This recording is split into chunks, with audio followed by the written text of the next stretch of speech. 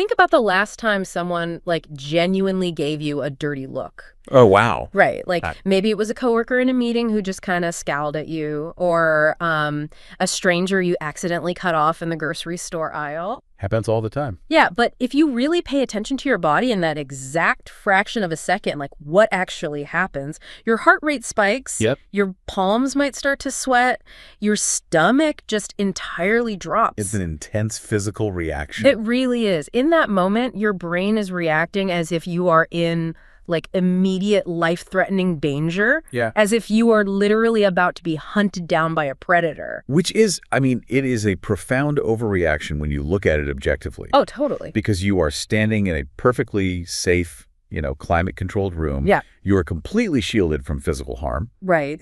But internally, your nervous system is just sounding the alarm bells of a 5-alarm fire. And all because, someone's facial muscles briefly arrange themselves into a scowl? Exactly. And today, we are going to look at exactly why we do that. Why we give completely invisible, fleeting human emotions the actual weight of physical reality. It's such a fascinating human quirk. It really is. Welcome to the deep dive, by the way. We are so glad you are here with us. Yes, thrilled to be diving into this. Now, usually, we are sifting through a massive stack of research papers, thick books, extensive articles, the whole 9 yards. The usual heavy lifting. Right. But today we are doing something entirely different. I was going through my notes this week and I found this this one specific clipping. Oh, I love this clipping. It's so good. It's literally just a single, beautifully translated Arabic proverb. And it's accompanied by this short little note on how to apply it to daily life. It's from a document simply titled Pasted Text, and we are going to look entirely at item 25. I really love when we do this, like moving away from the mountain of data to just focus on a single, highly concentrated piece of wisdom. It's refreshing, right? Yeah, it is, because honestly, there is an entire universe of human psychology and, evolutionary biology and sociology just packed into this one specific line. There really is. So let's just get right into it. The proverb goes like this. Quote, "The one who loved me didn't build me a palace, and the one who hated me didn't dig me a grave." Wow. Right. The symmetry of that quote is just striking. It perfectly balances the two most extreme ends of the human emotional spectrum. Absolutely. And what we are really going to be doing today is pressure testing this idea. We're going to unpack how we perceive those emotions and how we constantly, almost reflexively, overestimate the impact of how other people feel about us. Okay, so let's unpack this. Because to truly grasp the life lesson in this text, I think we have to break down both of those extremes. Makes sense. So starting with the first half, right? The text says, "The one who loved me didn't build me a palace." Right. And what's fascinating here is the sheer contrast between the abstract and the concrete. Well, on one hand, you have love. And love is an internal, invisible, abstract emotion. It resides purely in someone else's neurochemistry. It's just a feeling. Exactly. It is a feeling. And on the other hand, you have a palace. A very real thing. A massive, permanent, opulent physical structure. It's designed for ultimate protection, luxury, security. Oh.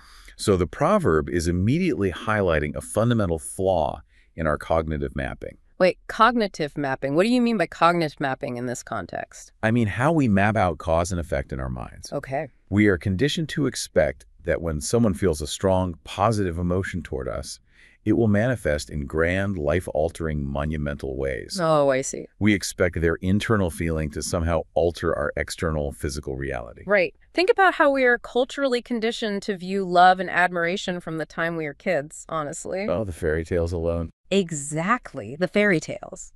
When someone loves us, whether it is a romantic partner or, a deeply devoted friend, or even a mentor at work who takes us under their wing, we often unconsciously expect them to essentially solve our lives. We really do. We put that on them. We do. We metaphorically expect them to hand us the keys to a heavily fortified palace where we will be perfectly safe, unconditionally pampered, and completely insulated from the harsh realities of the world. Yes, and we equate their deep feeling of affection with literal salvation. Literal salvation, exactly. We think, because this person loves me so profoundly, my life is now structurally secure. Which is wild. It is. It's a heavy burden to place on another human being.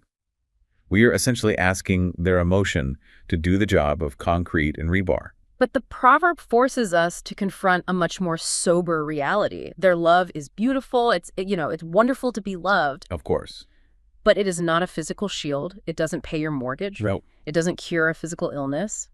And it certainly doesn't do the hard daily work of managing your mental health. Precisely.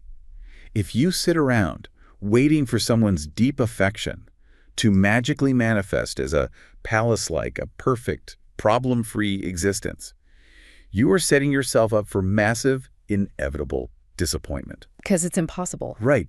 You are assigning an architectural duty to a mere emotion. Hmm. And what happens when we do that? We become dependent. Yeah. We stop laying our own bricks. We stop doing the daily maintenance of our own lives because we are so busy marveling at the fact that someone else claims to be an architect. Wow. But they aren't building anything. They're just feeling something. And think about how much resentment builds up in relationships because of this exact dynamic.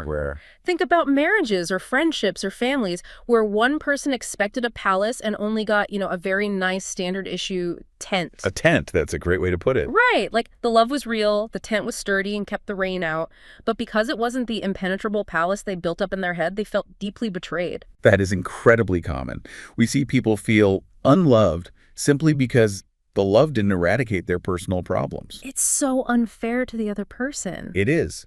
The proverb is a reality check. Love is a companion, not a contractor. Ooh, I love that. A companion, not a contractor. But wait, if expecting a palace from someone's love just leaves us disappointed and maybe like a little stagnant, Yeah. the flip side of that equation has to be way more dangerous. It absolutely is. Because disappointment is one thing, but fear is a whole different animal. Which brings us to the darker, much heavier half of the proverb. The transition from the highest high to the lowest low. Quote, "And the one who hated me didn't dig me a grave." The phantom A graves. phantom grave. That imagery is incredibly stark. A hole in the dirt meant to swallow you forever. It's the ultimate physical finality. The proverb uses the grave to represent our deep evolutionary fear of negative emotions. Yeah. The text is explicitly telling us that a hater, someone who genuinely dislikes you, judges you, or actively harbors ill will toward you, is not actually ending your life. Okay, I hear you, and I understand the poetry of the proverb, but let's be real for a second. Let's pressure test this a bit. Bring it on. Because while the text plainly says they didn't dig a grave, when you are the target of someone's hate, it absolutely feels like you are being buried. It does feel that way. I'll give you a real-world example. Okay. What if you find out a coworker actively hates you and they are quietly campaigning to get you fired?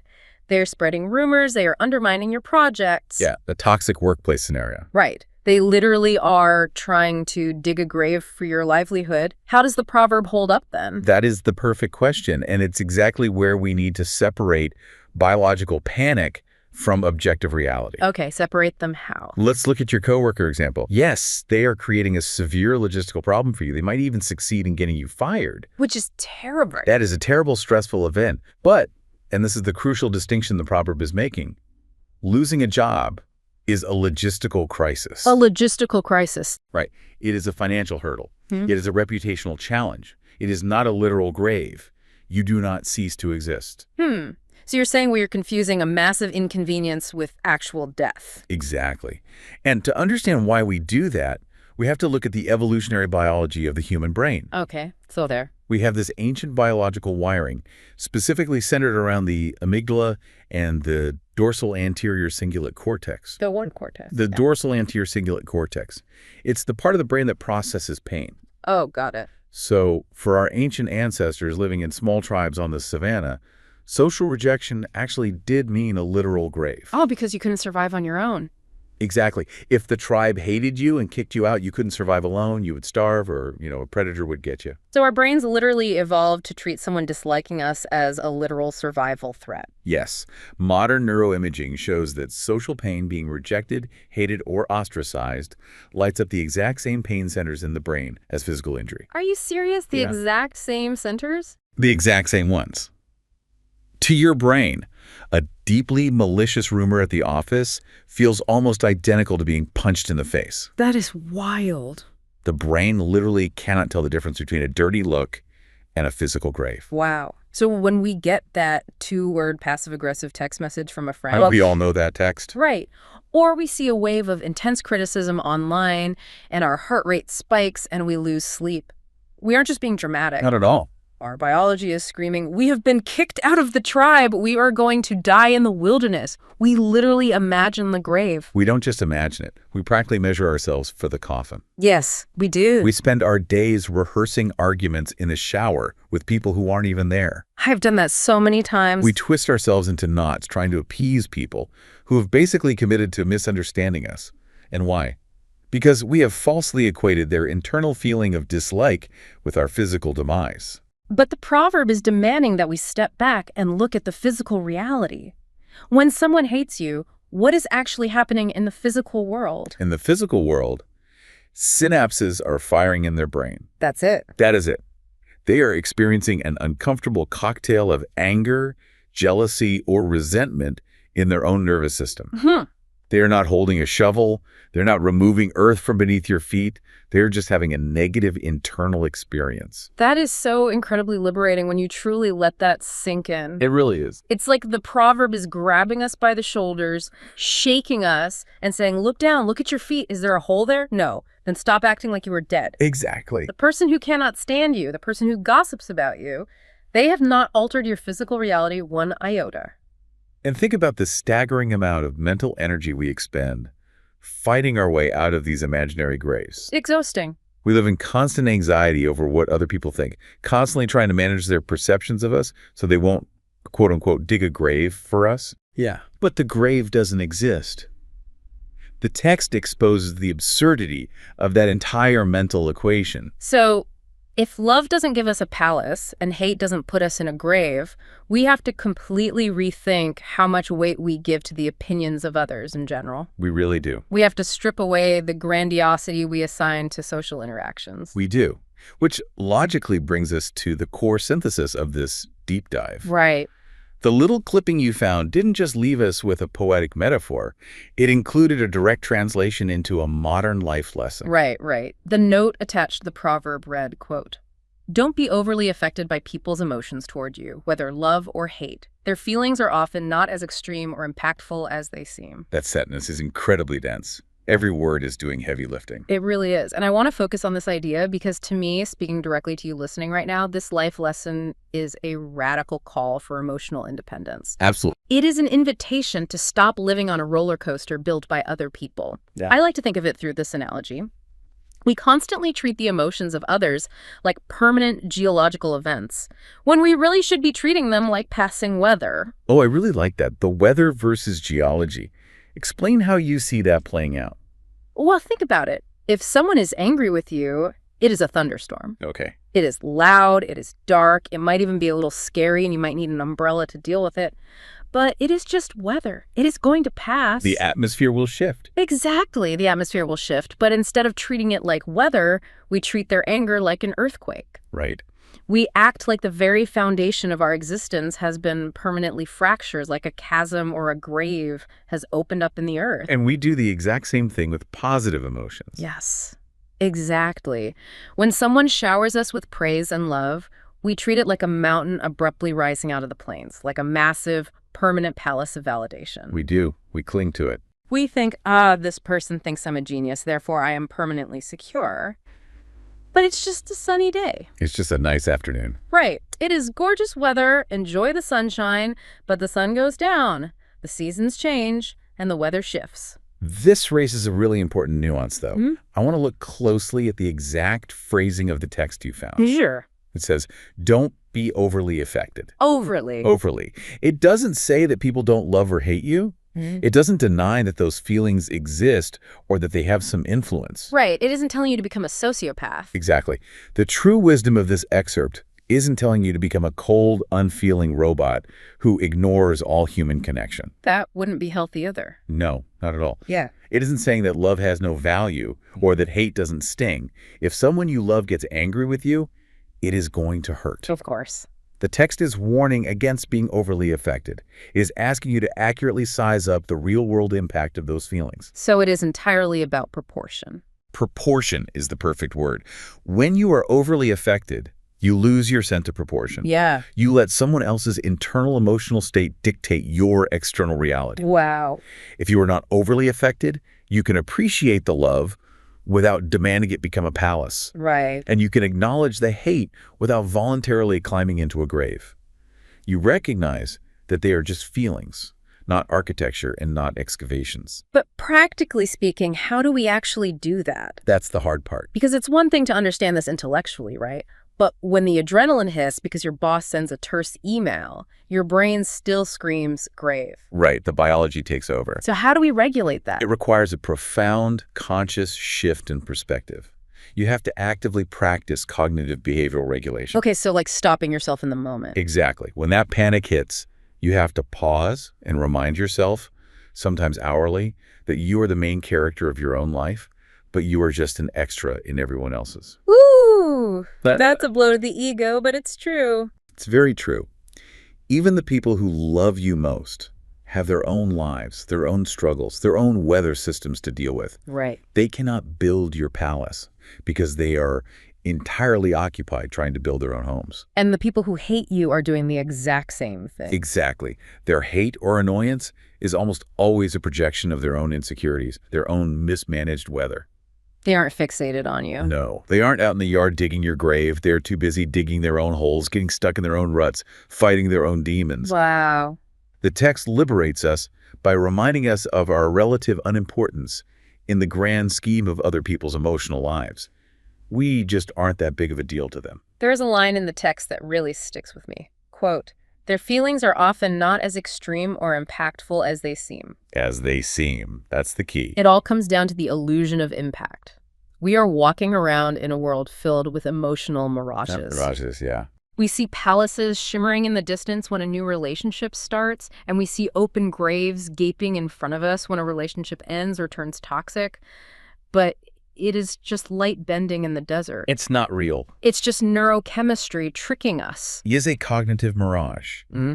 And once you recognize the mirage for what it is, you stop running toward the fake palaces, expecting to be saved. Right. And you stop running away from the fake graves, Yeah. expecting to be destroyed. You can just stand still, take a breath, and actually look at the real, solid terrain of your life. Which honestly feels like a massive relief. It takes so much pressure off of our daily interactions. So much pressure. Think about the incredible anxiety we carry into our professional lives. You walk into a performance review absolutely terrified. Shaking. Right. You think, if my manager dislikes my presentation, they're going to dig a grave for my career. I won't get the promotion. I'll get fired. I won't be able to pay rent. I'll end up on the street. The brain instantly cascades to the grave. The ultimate catastrophizing. But the proverb pulls us back to reality. It grounds us. The manager might be annoyed. They might even actively dislike the work. But that dislike is not a career grave. No. It is just a hurdle. It is a moment in time and is a thunderstorm you have to walk through. It is such a vital practice. Every single time you feel that surge of panic because you think someone is mad at you, or that surge of desperate expectation because someone is praising you, you have to run it through the filter of this proverb. Run it through the filter. I like that. You have to literally ask yourself out loud, am I measuring for drapes in a palace that doesn't exist? Yeah. Am I trying to claw my way out of a grave that hasn't even been dug? And in 9 times out of 10, the answer is yes. You are reacting to the architecture of your own imagination rather than the reality of the situation. Exactly. It is amazing how much wisdom can be packed into a single sentence. The one who loved me didn't build me a palace, and the one who hated me didn't dig me a grave. It's poetry.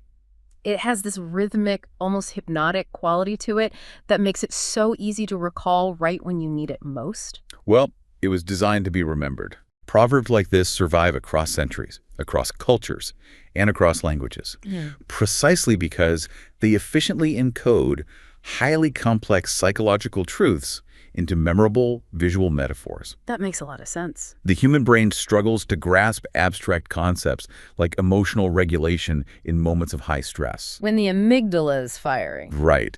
So the proverb gives the mind something concrete, a palace and a grave, to hold on to when the invisible world of emotions gets too turbulent.